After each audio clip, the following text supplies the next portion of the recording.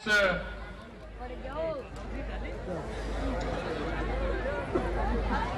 हेड़ा यार भाई साहब आप तो हट जाओ। विकसित भारत संकल्प यात्रा के शिविर में आप हट रहे यार सामने से, आपको साइड दे रखी है ना यार। आपके अपने ही भीड़ हो रही है, सभी है देखो यार। उससे क्या हुआ यार? लोक लाडले हाँ?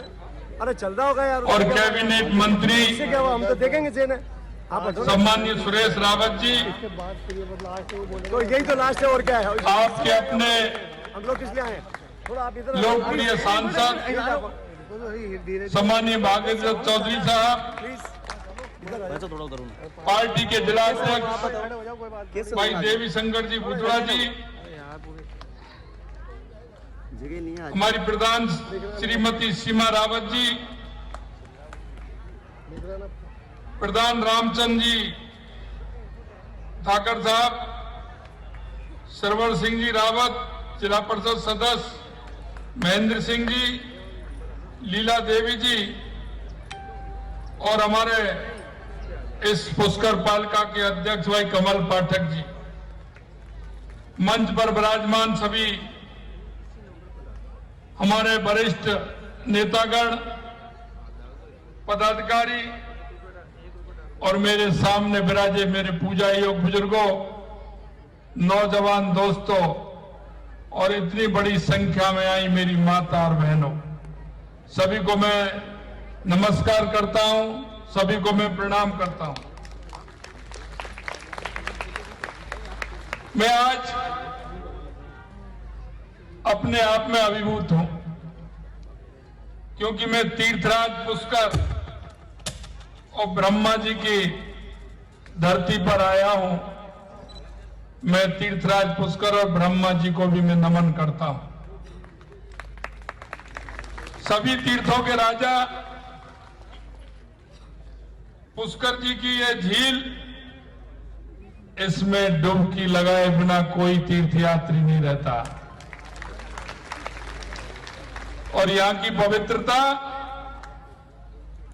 दुनिया में प्रसिद्ध है। प्रदेश के हृदय में बसा ये ऐतिहासिक नगर अपनी संस्कृति, शिक्षा और पर्यटन को आगे बढ़ाने का काम करता है। अरावली पर्वत से घिरे शहर के अंदर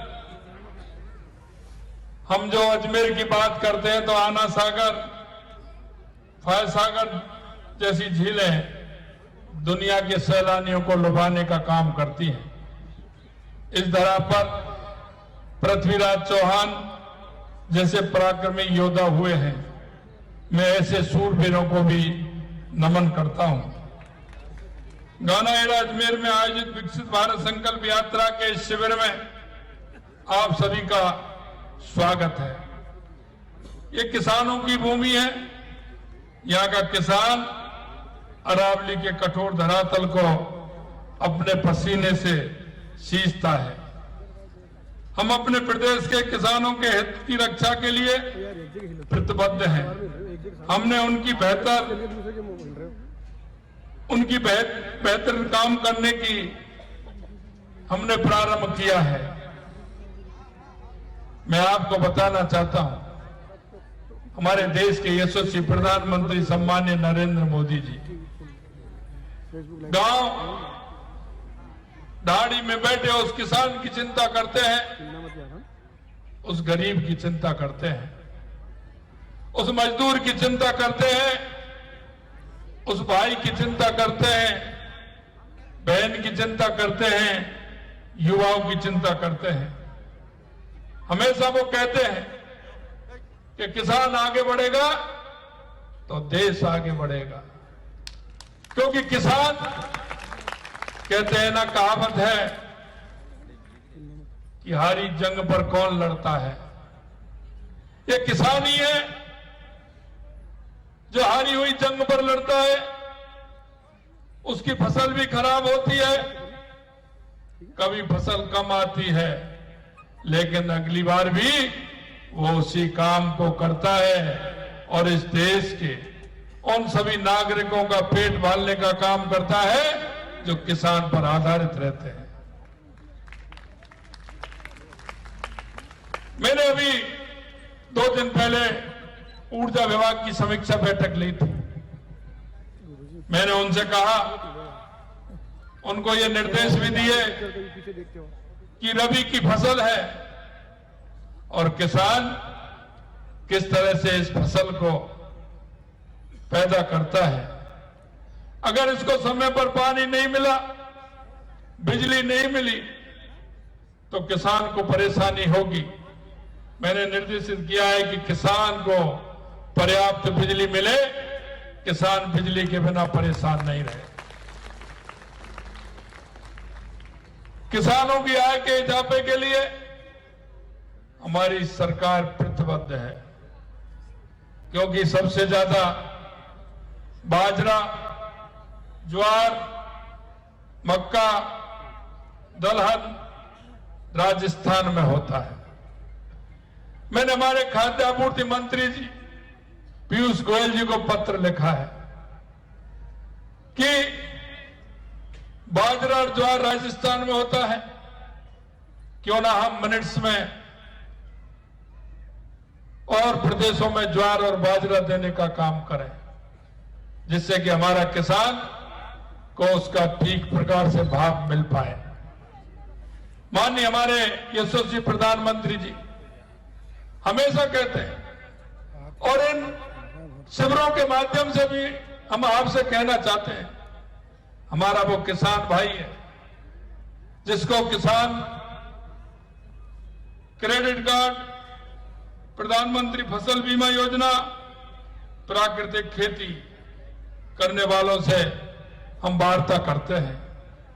ड्रोन का प्रदर्शन, क्योंकि वो उपयोगी है, आने वाले समय में वो किसान के लिए बहुत उपयोगी रहेगा। किसानों को जोड़ने का काम इस शिविर की यात्रा में हम किसानों को दे रहे हैं। मैं आपसे कहना चाहता हूं, माननीय प्रधानमंत्री जी द्वारा सरकारी योजनाओं का लाभ आम जन तक पहुंचे, इस अभियान में लोग बढ़ चढ़ करके हिस्सा लें। यही नहीं, माननीय प्रधानमंत्री जी का सपना है, जो उनकी योजना चल रही है उन योजनाओं की समीक्षा भी हो कि हमारी योजनाओं में हमारे उस योजना जिनको मिली है उनको कितना फायदा हुआ है, कहीं उसमें कोई कमी तो नहीं है, और इन योजनाओं का लाभ भी हर व्यक्ति को मिले, हमारे किसान को मिले, हमारी महिलाओं को मिले, हमारे मजदूरों को मिले।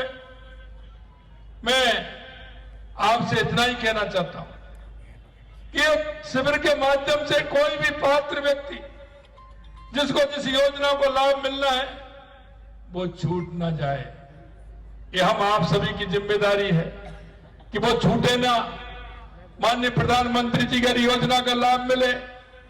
माननीय प्रधानमंत्री जी की गरीब कल्याण की योजना हर व्यक्ति के लिए है। मैं आपको बताना चाहता हूं, यह एक ऐसी यात्रा है जो भारत को विकसित राष्ट्र बनाने का काम कर रही है। ये हमारे प्रदेश में ही नहीं, पूरे देश के अंदर ये यात्रा चल रही है, और इस यात्रा का लाभ हर व्यक्ति को मिल रहा है। ये यात्रा जन आंदोलन का रूप ले रही है। अजमेर वासियों को इस यात्रा का भरपूर लाभ मिल रहा है। यहां अभी तक आयोजित 127 शिविरों में करीब 2,05,000 लोगों ने अजमेर के अंदर हिस्सा लिया है।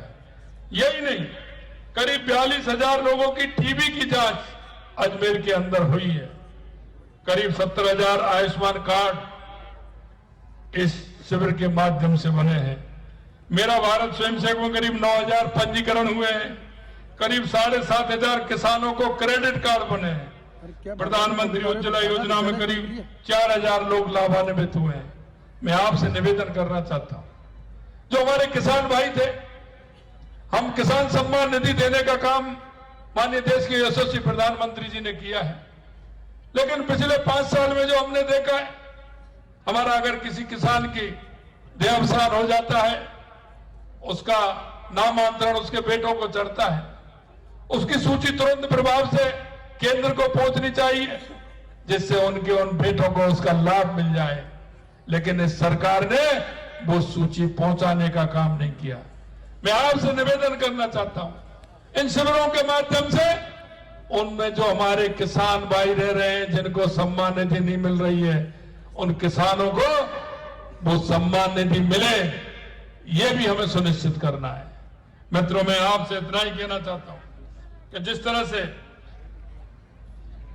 पूरे प्रदेश के अंदर हम कह सकते हैं कि राजस्थान में 1 जनवरी 2024 से, क्योंकि आपकी सरकार को अभी 1 महीना भी नहीं हुआ, लेकिन जो हमने आपके साथ चुनाव में जो संकल्प लिया था, जो हमने आपसे वायदा किया था, हमें पता है जनता के बीच में जाना है, हमारा कार्यकर्ता वायदा करता है, हमें उन वायदों को पूरा करना है। हमारी सरकार को 10 दिन नहीं हुए, हमने हमारी समीक्षा की, हमने देखा, और मैं कहना चाहता हूं 1 जनवरी 2024 से उन सभी हम महिलाओं को जो जरूरतमंद हैं और उनको सभी को 450 रुपए में सिलेंडर देने का काम हमने किया। ये राजस्थान में 73 लाख बहनों को इसका फायदा मिलने वाला है। 450 में सिलेंडर 73 लाख को हम देने वाले हैं। यही नहीं, हमने जो वायदे किए उन वायदों को धीरे धीरे आप देख रहे हैं। कांग्रेस वाले कहते हैं 19 पेपरों में से 17 पेपर लीक किए। अरे भाई, ये युवा है और युवा रोजगार के लिए पेपर देता है। युवा के मन में जो ठेस थी, युवा के मन में जो अफवाह था, युवा जो परेशान था, हमने कहा कि हमारी सरकार आएगी, हम एसआईटी गठित करेंगे। और मित्रों, मैं कहना चाहता हूं एडीजी के नेतृत्व में हमने एसआईटी गठित की और उस एसआईटी ने काम भी प्रारंभ कर दिया। ऐसे लोग जो नकल करवाते थे और जो नकल में किसी तरह से हिस्सा लेते थे, उनका भी इंतजाम होने वाला है और उन्होंने काम प्रारंभ कर दिया है। युवा के वो सपनों को तोड़ने का काम किया है। युवा को जो आघात दिया है, निश्चित रूप से आपसे कहना चाहते हैं कि उनको किसी भी कीमत पर बख्शा नहीं जाएगा।